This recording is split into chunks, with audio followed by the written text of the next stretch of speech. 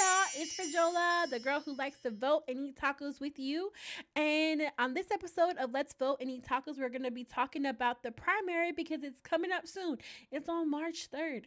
It's far away, but not far away, okay? So, and you know us, on Let's Vote and Eat Tacos, us taco girlies, we like to make a plan, right? We talked about this last voting season. Let's make a plan. So, part of our voting plan is making sure that we know dates and we know what we're voting for, right? What are we voting for? We're voting for in the primaries. I like to call it the election before the election, okay? We got to narrow down our candidates. Each party gets one candidate, and right now there's multiple candidates from each party. So we got to narrow down the candidates to one person per party, right? So this is what the primary is for, to narrow down those candidates. So when you get to the poll on the primary day, or if you're voting early, which I'll get to in a minute, you're gonna select either Republican or Democrat.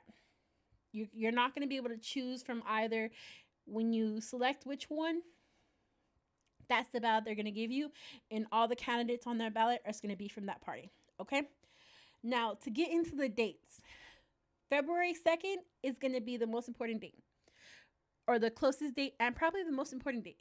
That's the last date to register to vote or to make sure that your registration is up to date, because you want to make sure that your registration is up to date. If it's not, you're going to have to get re-registered. So always make a habit of checking your registration before every election, okay? The next date is early voting. Again, us taco girlies, we like to make a plan. And part of that plan is voting early, okay? So we're gonna make sure that we vote early from February 17th through the 27th, okay? So those are 10 days to vote early.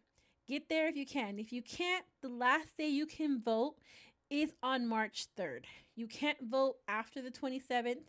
You can't vote on March 1st, March 2nd. You can only vote on March 3rd after the 27th, okay? So, um, those are the dates. Those are the most important dates right now for you to keep in mind. All right. If you have any other questions, you want to know more, let me know down. If you want to know more about a primary, or when the general election is, I'll be talking more about that later on.